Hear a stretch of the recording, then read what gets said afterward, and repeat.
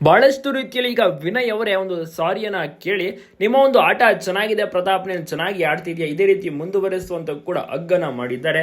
ಸಾರಿಯನ್ನು ಕೂಡ ಕೇಳಿದ್ದಾರೆ. ಹೌದು, ಪ್ರತಾಪ್ ಆಟವನ್ನ ಮೆಚ್ಕೊಂಡಿದ್ದ ರೀತಿಯ ಒಂದು ಸತ್ಯವನ್ನು ಕೂಡ ರಿವೀಲ್ ಮಾಡಿದ್ದಾರೆ ವಿನಯ್ ಅವರು. ಯಾಕೆಂದ್ರೆ ಪ್ರತಿಯೊಬ್ರು ಕೂಡ ಬಹಳಷ್ಟು ರೀತಿಯಲ್ಲಿ ನೋಡೇ ಇರ್ತಾರೆ ವಿನಯ್ ಮತ್ತು ಪ್ರತಾಪ್ ಅವರ ಜಗಳ. ಮೊನ್ನೆ ಕೂಡ ಆಯ್ತು, ನಿನ್ನೆ ಕೂಡ ಆಗಿತ್ತು. ಏನೋ ನಿನಗೆ ವಯಸ್ಸು, ನನಗೆ ಬುದ್ಧಿಮತ್ತನೆ ಹೇಳ್ತೀಯ, ನಿನಗೆ ಯೋಗ್ಯತೆ ಇಲ್ಲ, ಮಾನ್ಯ ಮರ್ಯಾದೆ ಇಲ್ಲ, ಹಾಗೆ ಹೀಗೆ ಅಂತೆಲ್ಲ ಬೈದಿರ್ತಾರೆ. ನಂತರ ಮತ್ತೊಮ್ಮೆ ಫ್ರೆಂಡ್ ಅನ್ನು ಕೂಡ ಮಾಡ್ಕೊಂಡಿದ್ದಾರೆ, ಸಾರಿ ಕೇಳಿದ್ದಾರೆ, ಹಾಗೂ ಮಾಡಿದ್ದಾರೆ. ಸೊ ಜಗಳ ಆಗ್ತಾ ಇರುತ್ತೆ, ಮತ್ತೊಮ್ಮೆ ಒಂದು ಆಗ್ತಾನೆ ಇರ್ತಾರೆ. ಅದು ಸ್ಟಾರ್ಟಿಂಗ್ ನಲ್ಲೂ ಕೂಡ ನಡೀತಿದೆ.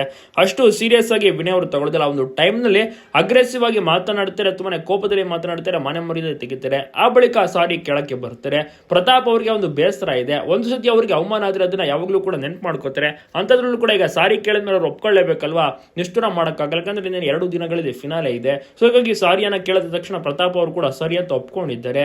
ಒಟ್ಟಿನಲ್ಲಿ ಪ್ರತಾಪ್ ಅವರ ಆಟ ಚೆನ್ನಾಗಿದೆ, ನಂಗೆ ಯಾಕೋ ಅವನೇ ಗೆಲ್ತಾನೆ ಅಂತ ಅನಿಸ್ತಾ ಇದೆ ಅಂತ ಪ್ರತಾಪ್ ಅವರ ಒಂದು ಪರ್ಫಾರ್ಮೆನ್ಸ್ ನೋಡಿ ವಿನಯ್ ಅವ್ರಿಗೂ ಕೂಡ ಹಾಗೆ ಅನಿಸ್ತಾ ಇದೆ ಅಂತ ಅವರ ಒಂದು ಬಾಯಲ್ಲೇ ಬಂದಿದೆ. ಪ್ರತಾಪ್ ಗೆಲ್ಬಹುದು ಚಾನ್ಸಸ್ ಇದೆ ಅಂತ. ಇದ್ರ ಬಗ್ಗೆ ನೀವೇನಂತೀರಾ?